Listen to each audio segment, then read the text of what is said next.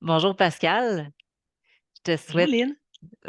merci d'être avec moi dans le coffre à outils RH pour mieux connecter, un espace où je reçois des personnes inspirantes qui prennent leur place et sèment l'espoir. Mmh. Donc, j'ai vu une publication récemment où tu parlais d'honorer sa valeur qui m'a profondément touchée, d'où mon invitation et la thématique qu'on vous propose aujourd'hui qui est d'honorer sa valeur.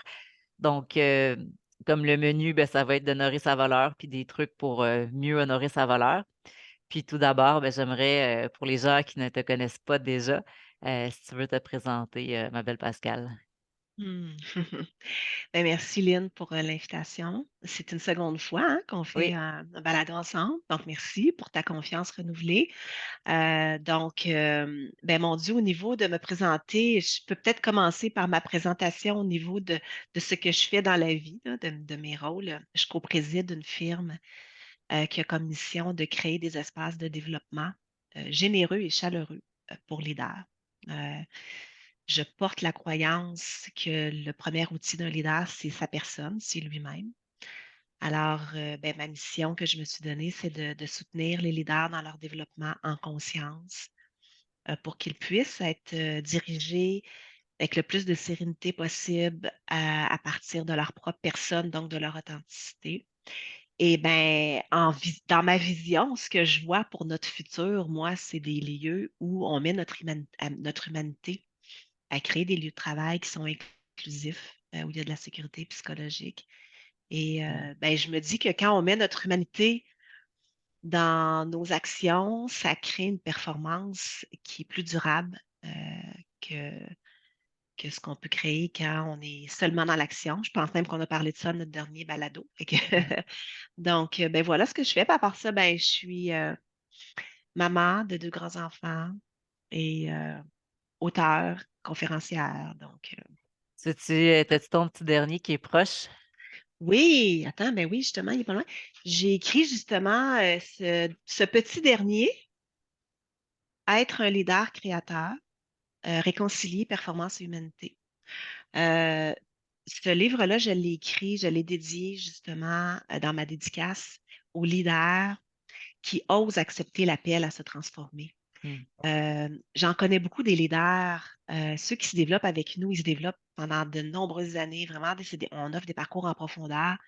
Et pour moi, je trouve ça inspirant, touchant de voir quand il y a des gens qui osent, embarquer dans ce voyage-là de transformation qui est le voyage d'une vie pour être au service de leur mission, être au service d'eux-mêmes aussi, parce que c'est tout qu'un voyage, tu sais, le développement de soi. Puis ben, alors j'en fais ma mission de soutenir ces gens-là. Puis ben, je leur ai dédié ce dernier livre. Puis je pense qu'on est de plus en plus de gens qui disent qu'on se transforme, oui, pour être à notre plein potentiel, mais aussi parce qu'on a envie de laisser notre monde un petit peu plus beau qu'on l'a trouvé. Fait que mmh, c'est la raison de ce petit dernier. mmh. Donc, à toi qui écoutes en ce moment, si jamais tu as besoin d'inspiration, ben, juste rementionner, vu que je l'avais déjà mentionné dans le balado, précédent avec toi qui était la thématique humaniser sa performance. Donc, si tu as besoin d'inspiration, ben, hem, Pascal est une personne à suivre, sur Facebook Mmh. et LinkedIn, avec, plein de publications. Là, tu disais que dans ton parcours, tu as une liste d'attente, mais tu sais, ces livres sont disponibles. Puis, il y a des publications là, qui sont inspirantes puis que ça donne un coup de pouce pour, voir un petit peu plus la vie en rose. Mmh. Heu, Mmh. Honorer sa valeur, qu'est-ce que c'est pour toi, ma belle Pascale? Puis pourquoi Mmh. aussi avoir, créé cette publication? Je vais mettre le lien dans le descriptif du balado. Pourquoi Ouais. une publication sur honorer sa valeur et qu'est-ce que c'est honorer sa valeur? Mmh. Ben, c'est une bonne question parce que, tu sais, ça revient à comment est-ce qu'on publie, puis pourquoi on publie, le sens que ça a. Puis moi, je dirais, Lynn, que toutes mes publications, toute ma pratique, mon métier, mes livres, ça part toujours de mon propre chemin à moi. Tu sais, donc, Heu, c'est comme si, je vis quelque chose, je m'observe, je découvre des choses, je suis une éternelle apprenante, on pourrait dire Mmh, et j'en tire certains enseignements pour moi d'abord, puis après ça, pour moi de partager, ça vient compléter cette boucle d'apprentissage pour moi. Fait que c'est toujours un petit peu, fait que des fois, je me lève le matin, il s'est passé quelque chose dans ma semaine, dans ma vie, puis ça m'a fait travailler à l'intérieur, puis ça devient une publication. Fait que ça part tout le temps de moi, tu sais. Mmh. Fait que là, il a dû se passer quelque chose cette semaine-là qui m'a mis face à mon propre défi d'honorer la valeur. Là, j'ai plus le souvenir exactement ce que c'était, mais c'est pas si important. Mais là où ça m'a emmené, c'est que, tu sais, on a des enjeux de vie, hein, puis des Mmh. dynamiques humaines où, en tout cas, moi, je me rends compte pour moi, je les travaille parce que en plus, je suis dans le monde du développement, mais je me vois davantage aller dans ces enjeux-là, mais c'est mes enjeux de fond. Je retombe dedans constamment, tu sais. Puis là, je me vois aller, puis là, je m'attrape. Puis là, ouais, je suis tombée là-dedans. Est-ce que je suis en train d'honorer ma valeur? Puis je suis en train de me rappeler pourquoi j'ai fait cette publication-là aussi. Je pense que j'avais un coaching, un accompagnement individuel avec un exécutif et je le lui ai dit ça. Quand tu fais ça, est-ce que tu es en train d'honorer ta valeur? Puis là, je me suis dit, c'est drôle parce que c'est une question que moi, je me pose Mmh. régulièrement. Pascal, quand tu fais ça, quand tu dis ça, es-tu en train de t'honorer? Mmh. Fait que je dis la même chose à mes clients, évidemment, je leur sers la même recette que je m'offre à moi. Mmh. Et pour moi, le besoin on a tous besoin de sentir qu'on a une valeur, qu'on a une place, hein. Tu parlais de place tantôt, Lynn, Ouais. tu sais, avec ton projet de Sommeuse d'espoir. Puis pour moi, il y a des besoins fondamentaux humains. Mmh. C'est comme avoir de la valeur, l'estime, comme la sécurité. Et les besoins fondamentaux humains, Marshall Rosenberg, qui est le fondateur de la communication non violente, il définissait les besoins de cette façon-là. Il disait les besoins, c'est ce qui est vivant en nous. Mmh. Et quand on souffre, quand on a des actions qui ne sont pas toujours à notre meilleur, ben, il disait aussi, c'est une réaction là, qui n'est pas, pas toujours un beau geste, c'est l'expression dramatique d'un besoin qui n'est pas honoré. Et donc, quand il y a un besoin en nous qui est vivant et qui crie, si on ne l'honore pas, si on ne l'écoute pas puis on ne l'honore pas, ben, il continue à crier de plus en plus jusqu'à temps qu'on soit en souffrance. Alors, pour moi, pour moi, ben, s'honorer dans ses besoins. Donc, d'abord, être à l'écoute, c'est des besoins qui sont vivants en nous. Et les honorer, ben, c'est une façon de s'honorer euh, comme personne. Puis pour As-tu moi, la valeur, ben, je pense que ça fait partie de mon chemin de vie, c'est de sentir que j'ai une valeur, une place dans ce monde. As-tu des exemples, concrets tirés de ta vie ou en respectant l'anonymat de tes clients, mais d'un exemple il est arrivé ça, puis, la personne à ce moment-là, elle respectait pas sa valeur, puis des choses qu'elle a mis en pratique peut-être pour en venir à respecter sa valeur pour que ce soit concret? Parce que ce que je souhaite, c'est que honorer sa valeur devienne plus que des mots, puis Mm. des pistes de solutions pour un mieux-être. Ouais. Ben ouais, j'ai un exemple très concret. Récemment, j'ai une dame que j'ai accompagnée longtemps dans des parcours. Elle est maintenant gestionnaire assez haut niveau dans une organisation, une grande organisation. Puis je prends elle, mais je pense que c'est quelque chose qui revient vraiment souvent. Elle adore ses employés. Mmh. C'est une très, très bonne leader, c'est une bonne gestionnaire. Elle a un grand cœur, elle est généreuse, comme beaucoup de leaders que je connais. Elle donne beaucoup. Et elle protège beaucoup aussi, je dirais, ses équipes. Tout est porté par des bonnes intentions Mmh. de prendre soin de son équipe. Maintenant, ce que ça fait, ce que ça crée pour elle, c'est que c'est comme dans le monde, on parlait la dernière fois des et et des ou, hein. Fait Ouais. que, tu sais, quand on fait un ou entre moi et les autres, donc, en fait, c'est ça qui se passe dans ce cas-là, c'est qu'elle met toutes ses énergies et même sa vitalité au service de son équipe et de l'organisation. Puis quand elle fait ça, ben, elle se laisse de côté. Mmh. Et en plus, ben, la place où on est arrivé pendant ce coaching-là aussi, c'est qu'elle me disait, ben, elle dit, en plus, quand je fais ça, j'ai plus de hauteur. Tu sais, je suis dans les situations, puis je suis j'ai plus de hauteur sur ce qui se passe. Je suis plus capable de faire mes lectures stratégiques de ce qui se passe dans mes systèmes.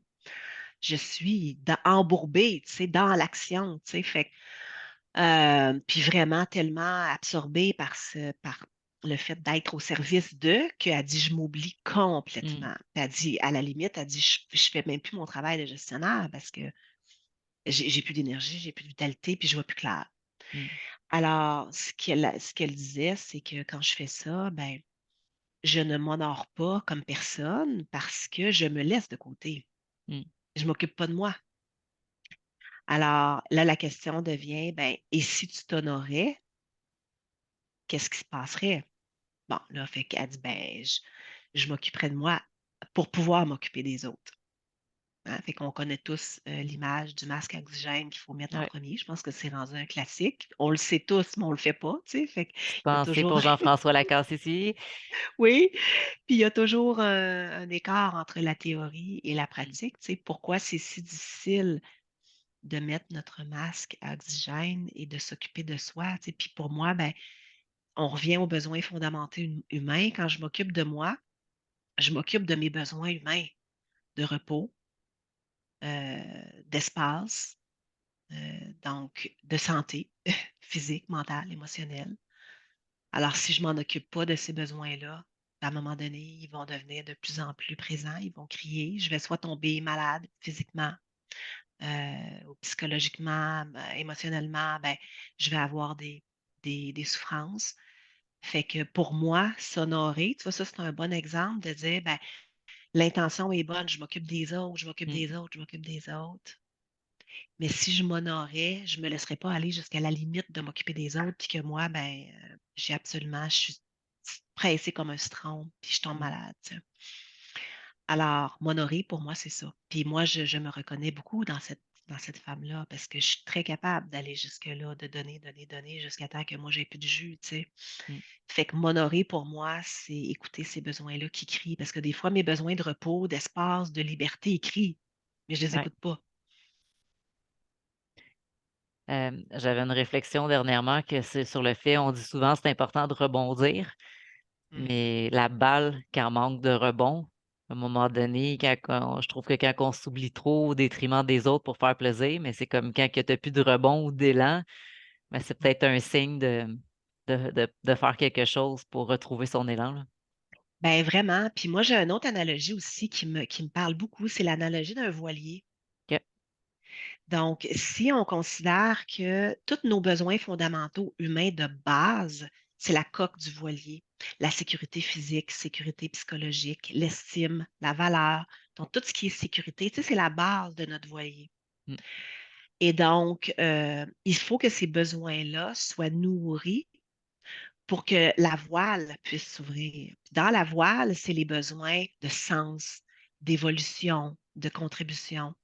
Alors, c'est pas comme s'il fallait s'occuper de nos besoins de sécurité, puis d'estime, puis de valeur une fois de temps en temps, ou tu sais, une fois, puis pauvre, c'est réglé. C'est comme constamment, notre coque doit être solide, doit être nourrie pour que la voile s'ouvre. Et si toutefois, il y a de la turbulence et du chaos, parfait, je ferme la voile et je m'en vais m'occuper de mes besoins de base. Et là, je me pose la question, c'est quel besoin qui crie valeur, estime, sécurité? Et je m'occupe de ça. Puis des fois, on se juge de ne pas avoir la voile grande ouverte. mmh, Cette même dame-là, elle m'a dit, je me juge quand ma voile n'est pas ouverte mmh. parce qu'elle a l'habitude de rouler à fond puis d'être là pour tout le monde et ça. Fait que ça vaut la peine de temps à autre. Et ça c'est s'honorer aussi, c'est être capable de se voir, de dire, tu sais, ben, OK, je ferme la grande voile, là, puis je retourne à mes fondamentaux. Ah, on dirait que tu sais, c'est mon sentiment de valeur qui crie. On dirait que c'est mon sentiment de sécurité, c'est mon sentiment d'estime. OK, ben comment je peux m'occuper de ça pour après ça retourner vers les autres, retourner dans sa contribution, le sens que ça a pour nous. Puis quand une personne se sent mêlée comme un petit chat dans ses ficelles, à ce moment-là, est-ce que c'est trop tard pour, se reprendre en main ou il est encore temps de faire quelque chose quand on se Mmh. sent de cette façon-là? Moi, des fois, je me crée des arrêts d'agir. Tu sais, je me vois, tu sais, la conscience de soi, là, tu sais, c'est le plus beau cadeau qu'on peut s'offrir parce que c'est pas grave de tomber dans des pièges, tu sais, dans lesquels on tombe, d'être pris dans nos ficelles. Tu sais, tout ça, c'est pas grave. L'important, c'est de se voir. Plus on est conscient de soi, plus on se voit rapidement, puis plus on peut s'intercepter. Fait que moi, je me fais des arrêts d'agir. Quand je me vois tomber là-dedans, d'abord, il y a des indicateurs physiques. C'est notre corps, moi, je le sens Mm. dans mes épaules, je le sens dans mon ventre. Fait que si on est la conscience de soi, c'est ça aussi, de s'être à l'écoute. Et là, mon corps, je me promène de même, là, les épaules jusqu'aux oreilles, là, OK, là, c'est un signal qui ment pas, tu sais, où j'ai la boule dans le ventre avec le corps, nos émotions, les drames mentaux aussi, tu sais. Peux-tu croire que je suis encore pognée là-dedans? Tu sais, fait que là, quand tout ça, ça se passe, je suis probablement comme le petit chat pris dans ma ficelle, puis là, je suis comme, oh my God, il se passe de quoi d'important pour moi? Je sais pas si c'est quoi, mais là, moi, je me fais un arrêt d'agir. Puis un arrêt d'agir, ben, ça veut dire que, OK, Pascal, stop. Qu'est-ce que tu observes? Mon corps, mes émotions, qu'est-ce qui se passe dans ma tête? Je suis pris dans un drame. Et là, je respire. Je respire, je me ramène dans le présent, tu sais, calmer le mental là, qui s'en va dans toutes sortes d'histoires. Et là, si mon mental est calmé, s'il y a de la place à l'intérieur, si je suis capable de voir ce qui se passe, là, je vais peut-être être capable de dire, ah mon Dieu, c'est ça qui est en train de se passer en ce moment, je ne me sens pas appréciée pour qui je suis, dans ma valeur, dans peu importe. OK, j'ai besoin de me sentir appréciée en ce moment. Là, je suis en train de blâmer quelqu'un là, parce que peu importe ce qui se passe, là, parce que je suis dans mon drame, mais en fait, ce qui se passe réellement, c'est qu'il y a un besoin qui crie en dedans de moi d'être reconnu pour ma valeur, d'être apprécié. Parfait. Et là, je retrouve un pouvoir personnel. Comment je peux m'occuper de ce besoin-là? Et là, quand je retrouve un pouvoir personnel, ben, il y a une espèce de solidité intérieure aussi qui s'installe. Tu sais, je laisse pas. Moi, les besoins, je trouve que c'est un précieux. Fait que on laisse pas nos besoins de valeur, d'estime dans les mains des autres. Si on attend que ce soit les autres qui Mm. les remplissent, c'est comme si on leur mettait dans les mains, tu sais, voilà mon estime, voilà ma valeur. C'est à moi, ça, c'est précieux. Fait que comment je peux m'occuper de nourrir ces besoins-là qui sont vivants puis qui sont précieux. Puis on a un pouvoir personnel là-dessus. Mm. Mm. Ça C'est te ça. parle-tu? Oui, ben, c'est juste parce que là, le téléphone, il sonne en ce moment, puis quelqu'un est en train Mm. de me chanter bonne fête. Donc, Oui! Pascal. Lynn, c'est ta fête. Il faut le mentionner. C'est la fête de Lynn aujourd'hui. Moi, là, c'est pas moi qui anime, là, mais quand même, moi, OK. j'aimerais ça que t'offrir un cadeau Ah oui? parce que tu donnes beaucoup de façon généreuse. Alors, prenons une seconde pour te dire pour ta fête, merci Lynn d'offrir tout ce que tu offres à ta communauté. Alors, ben, joyeux anniversaire. Puis ça, c'est ta récolte de fille généreuse que tu es. Fait que bonne fête. Je suis très honorée d'être Merci. ici pour le jour de ton anniversaire. Merci. Fait que là, mon attention était portée ailleurs 2 secondes parce que quelqu'un est en train de me laisser Ben oui, un message. Mon grand frère est en train de me chanter bonne fête sur le téléphone. Donc, c'est OK. cute. Une petite distraction de 30 secondes, là. Mm. Ben, c'est ça. Puis je me disais la journée de ma fête. L'année passée, Mathieu Guénette m'a fait le cadeau là, d'être présent avec moi la journée de ma fête. Mm. Puis là, je me demandais qui est-ce que j'aurais le goût de recevoir en balado. Puis je me disais, ben, il me semble que je recevrais la belle Pascal là, ouais, la Ah, journée de ma fête, là. écoute, non, en fait, moi, j'adore Mathieu aussi. C'est aussi un ami à moi. Je l'aime beaucoup. Fait que, ben, vraiment honorée de ta demande que j'ai acceptée rapidement. Oui, absolument. Puis tantôt, quand tu parlais des besoins qui sont comme une coque, Mathieu il a fait un balado sur les besoins de la pyramide de Oui, Maslow, je pense. Fait qu'on pourrait mettre les liens oui, de son ça, balado. c'est Scott Barry Kaufman. Tu sais, on est plein de ressources dans ce balado. C'est un livre extraordinaire qui s'appelle Ah, Transcend. Et Scott Barry Kaufman, c'est un de mes théoriciens chouchou. C'est lui qui a continué les travaux inachevés de Maslow et qui a offert une autre analogie plutôt que l'espèce de pyramide qui a jamais été créé par Maslow. Maslow n'a jamais voulu raconter cette histoire-là par rapport aux besoins fondamentaux humains, que c'était comme une pyramide, parce qu'on n'est pas comme dans un jeu vidéo où il y a un étage, puis un autre étage, puis une fois que tu l'as fini, fait que Kaufman a finalisé, ça c'est un consultant en fait dans les années 60 qui a fait ce modèle-là de pyramide qu'on connaît. Fait que Kaufman a finalisé les travaux de Maslow, puis il est arrivé avec cette analogie-là qu'on peut, tu sais, réutiliser. Moi, l'image du voilier me parle depuis longtemps pour ça. Puis, donc, ce que ça veut dire, c'est que c'est pas une étape, puis oups, on a franchi le niveau, on s'en va à l'autre niveau. Non, c'est constamment les besoins requièrent qu'on s'en occupe. Fait que j'adore cette analogie. Puis tu mettras, ouais, le lien, c'est une excellente lecture pour ceux qui s'intéressent au développement humain, là. Ben, le lien pour le livre et le lien pour le balado de Mathieu qui est Yes, fait sur ce merveilleux. livre-là, ça peut compléter Mm. ça peut compléter. Hem, pour, parce que découvrir ses besoins, parce que là, on parle de besoins, c'est beau, mais la personne qui commence à avoir un petit, une petite étincelle pour travailler sur elle, j'aurais le goût de dire de la façon que si tu sais, des fois, ça peut être compliqué de dire c'est quel besoin ou quoi que ce soit. C'est une des choses les plus difficiles dans notre vie Fait d'humain. que moi, ce que mon copain, ce qu'il me dit souvent, c'est: «Est-ce que ça coule?» Quand il se Mm. passe de quoi, est-ce que ça coule? Est-ce que tu te sens bien? Est-ce que, tu sais, est-ce que tu es en mesure de j'étais pour dire être vulnérable, mais est-ce que ça coule ou ça l'accroche?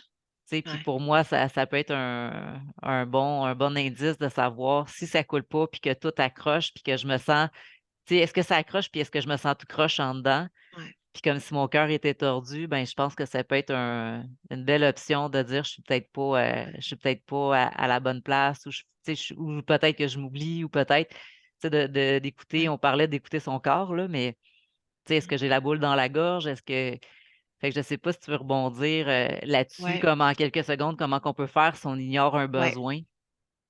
Donc, à la base, à la source de chaque émotion, il y a un besoin. Mmh, OK? Donc, un besoin nourri génère une émotion. Là, je dis positive avec des parce qu'on sait qu'il y a pas bon. Donc, si un besoin est nourri, il y a une émotion qui goûte bon. ouais, Si le besoin est pas nourri, il y a une émotion qui goûte moins bon. Alors, à chaque fois qu'on a une émotion, puis l'émotion, au départ, on la sent dans le corps, comme tu disais. Et là, après ça, c'est que quelle émotion est là? Ah, OK, je suis en colère. Alors là, la prochaine étape, c'est de dire, ben, c'est tu sais, pourquoi la colère est là? Tu sais, c'est quoi le besoin qui est là? Fait que ça, c'est là que c'est comme, ah, je suis tellement en colère. Pourquoi? Ben, parce que j'avais besoin que mon patron remarque tous les efforts que j'ai mis sur ce projet-là, puis il ne l'a pas fait. mmh, Alors, c'est quoi, tu sais, c'est quoi? C'est pas facile, comme tu dis, mais avec la pratique, ça vient, ah, ben, c'est la reconnaissance. J'avais besoin d'être reconnu. mmh, Parfait. Il y a toujours ce chemin-là qui se passe, émotion, besoin. Et quand on aboutit sur le besoin, ça nous permet de s'en occuper puis de faire une demande qui est associée, tu sais, de pouvoir s'en occuper. Fait que faut pas perdre espoir. Honorer nos besoins humains, c'est quelque chose de vraiment très difficile, mais c'est la pratique, c'est de s'asseoir avec soi-même puis d'observer ce qui se passe en dedans, puis tu sais, prendre à la limite une liste d'émotions puis de besoins pour se donner du vocabulaire pour commencer, tu sais. C'est OK, puis on se pratique à ça. puis, là, on a parlé de besoins, dans le fond, juste pour résumer, quand on parle de besoin, pour toi, c'est d'honorer sa valeur, dans le fond? Oui, parce que la valeur est un besoin. Donc, honorer ma valeur, c'est honorer, honorer ma valeur, ça veut dire me respecter, honorer qui je suis comme personne, à m'affirmer quand j'ai besoin de m'affirmer aussi. Quand je fais une demande d'aide, parce que j'ai besoin d'aide, ben, je mérite, tu sais, aussi d'être soutenue, je mérite d'être dans des liens significatifs. Fait que pourquoi je me priverais de faire des demandes, de m'affirmer? Mon opinion compte, ma voix compte. Quand je m'affirme, mais je m'affirme, je me respecte comme personne et j'honore ma valeur aussi quand je fais ça. Fait que s'occuper de ses besoins, pour moi, c'est vraiment honorer sa personne et ses valeurs. Mmh. Est-ce que j'aimerais ça te laisser le mot de la fin à la personne qui cherche, à, à la personne qui cherche à travailler, ben, j'aime moins, le terme «travailler», là, pour moi, c'est une connotation de qu'il Mmh. faut que ça soit difficile, comme tu avais dit dans ta publication.